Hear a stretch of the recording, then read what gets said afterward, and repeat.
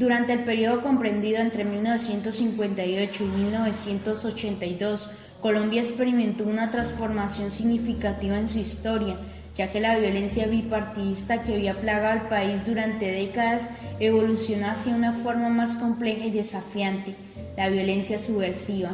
En esta etapa estuvo marcada por una serie de sucesos y fenómenos que dejaron una profunda huella en la sociedad colombiana. En primer lugar, se hizo evidente la persistencia de las herencias de la vieja violencia, la barbarie, la exclusión y la identificación de enemigos internos continuaron afectando a la sociedad. Los vestigios de los conflictos partidistas previos persistieron, generando un clima de hostilidad y resentimiento entre distintos grupos políticos y sociales. En respuesta a la falta de protección estatal y a la presión que enfrentaban, surgieron las autodefensas campesinas como una manera de resistir y defenderse. Estas organizaciones buscaban proteger a las comunidades rurales de la violencia y la injusticia. Sin embargo, a medida que el conflicto se profundizaba, algunas de estas autodefensas se radicalizaron y convirtieron en guerrillas revolucionarias, buscando una transformación social más profunda y estructural. El Estado, por su parte, se vio enfrentado al desafío de recuperar el monopolio de la fuerza en las diferentes regiones del país.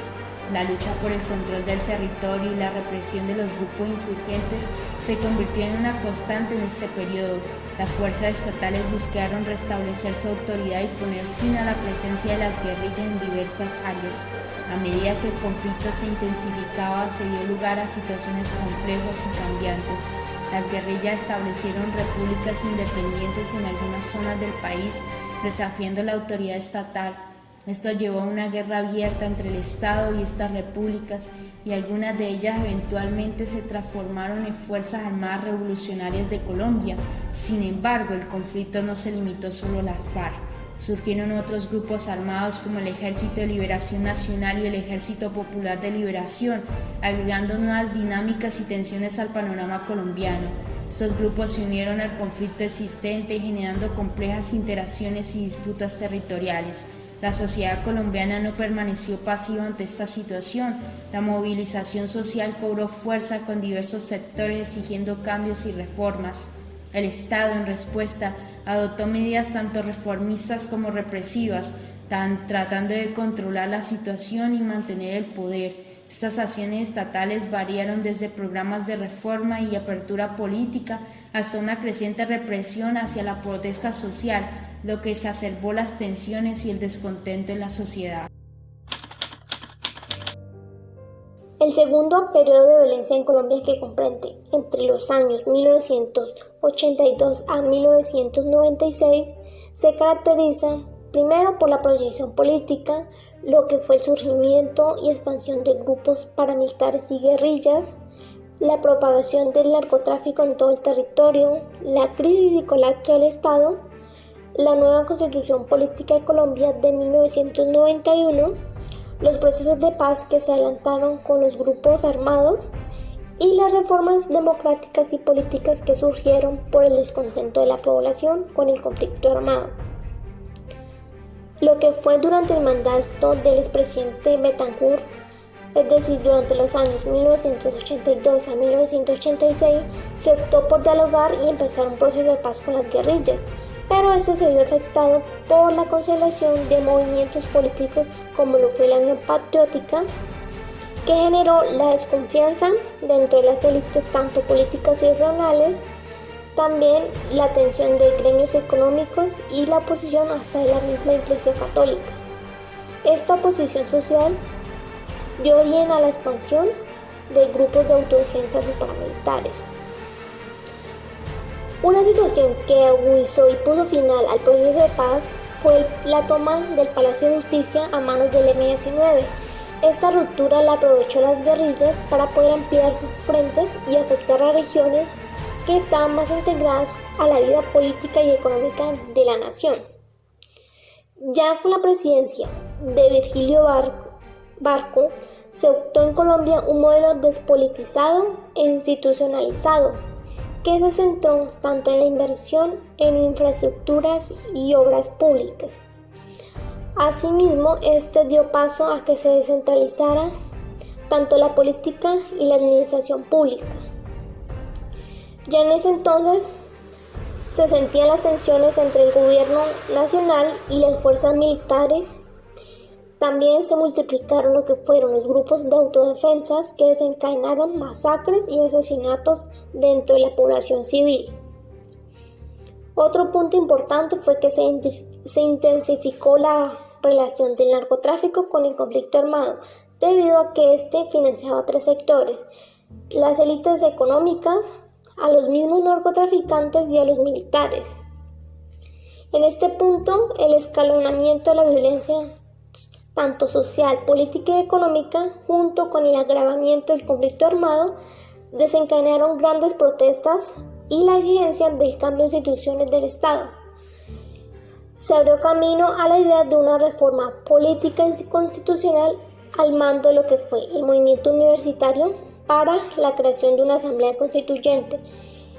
Esta movilización surge como respuesta a la violencia generalizada que había en ese entonces y al asesinato de Luis Carlos Galán, así como de otros líderes políticos.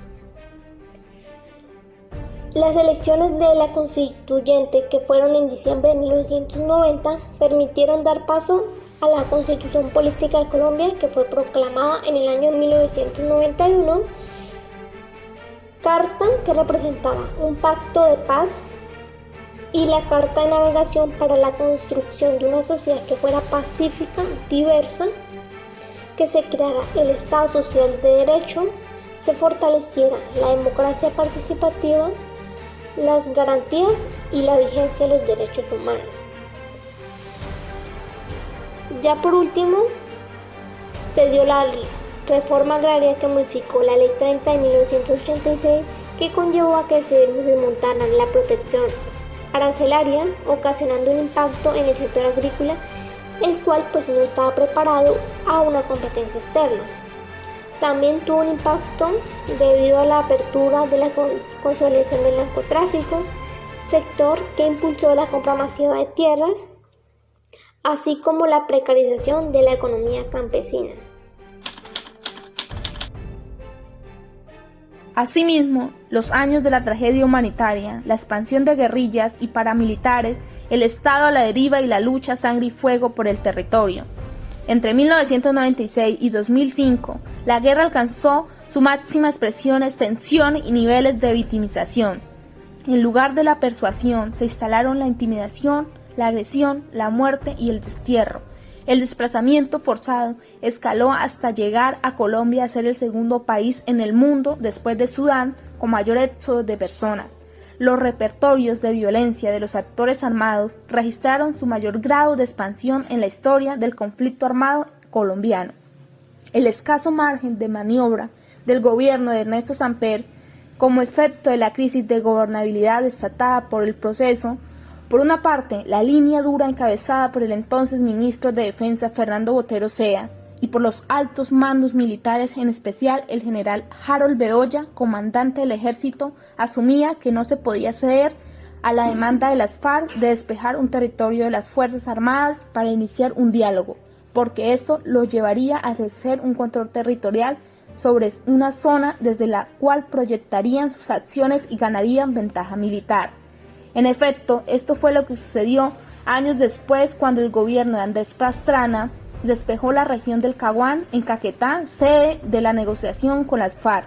Por otra parte, la línea blanda, representada por el ministro del Interior Horacio Serpio Uribe y por el alto comisionado para la paz Carlos Holmes Trujillo, defendía la negociación como camino para superar el conflicto. Durante el gobierno de Samper no hubo acciones sólidas encaminadas a un proceso de paz, salvo el acuerdo para la liberación de 70 miembros de la Fuerza Pública en Cartagena de Chairá, Caquetá, el 15 de junio de 1997, quienes habían sido retenidos por las FARC en el asalto a la base militar de Las Delicias en Putumayo. De hecho, reconocidos jefes paramilitares como Salvatore Mancuso, Rodrigo Tobar Pulpo, alias Jorge, Diego Vecino y Rodrigo Pelufo, alias Cadena, fueron representantes legales o integraron las Convivir, llegando a perpetrar con sus armas varios crímenes como la masacre de Pichilín en Sucre el 6 de diciembre de 1996. Asimismo, en 1995 se fundaron las Autodefensas Campesinas de Córdoba y Urabá. En 2000 hizo énfasis en la vinculación de los grupos armados con los dineros del narcotráfico, aduciendo que eran la principal causa del conflicto armado, y dejó en un segundo plano los aspectos económicos, sociales y políticos que estaban a la base de la expansión de los cultivos ilícitos. Por último, los obstáculos que bloqueaban los acercamientos entre el ELN y el gobierno de Pastrana evidenciaron el enorme crecimiento de los grupos paramilitares. Habla de las Autodefensas Unidas de Colombia que negocian y se desmovilizan. Además, habla de cuando el Estado empuja a las FARC a sus retaguardias durante el año 2005 al 2012. Gracias al fracaso de las negociaciones entre las FARC y el gobierno, en el año 2002 llegó a la presidencia el señor Álvaro Uribe Vélez. Este nuevo gobierno negaba la existencia de un conflicto interno o dejaba de lado cualquier posibilidad de diálogos o negociaciones con la guerrilla, los consideraba un grupo de narcoterroristas que atacaban al Estado. Con este pensamiento, el gobierno redireccionó el mandato hacia ellas. Empezaron a actuar a la ofensiva, lo que trajo muchas consecuencias malas para el país, ya que los ciudadanos tuvieron que pagar impuestos muy altos que financiaban la guerra. Además, la llegada de los falsos positivos se dio gracias a la implementación de incentivos por parte del Estado a la fuerza pública, llegando a la presión de lograr resultados y matar a gente inocente, entre otras. Y lo peor es que a pesar de todo esto no logró el golpe definitivo. Las guerrillas continuaban actuando en varias regiones del país. En el periodo 2002 al 2010, el rol de la población civil en la lucha contra el terrorismo fue señalado por el presidente Álvaro Uribe Vélez en los siguientes términos: los colombianos no cederemos ante esa amenaza, lo vamos a derrotar con la colaboración de la ciudadanía. Con esta nueva estrategia se logró notables avances de la seguridad en la economía del país con la recuperación del control de la fuerza, pero surgió efectos negativos sobre las regiones de donde se había replegado la guerrilla. En julio del 2004 inicia las negociaciones con los grupos de autodefensa con muchas contradicciones, pues mientras se negociaba en el gobierno, los paramilitares seguían matando a las regiones dentro de la tregua acordada. Los grupos incumplían los pactos acordados con el gobierno, lo que imposibilitaba los acuerdos de paz. Para el año 2006 se inició el proceso de rearme de los grupos luego de un nuevo fracaso para conciliar acuerdos, lo que trajo división y más conflictos en el país. Durante el periodo del gobierno de Uribe disminuyó los municipios afectados por el conflicto armado, sin embargo, siguió existiendo conflicto en los territorios.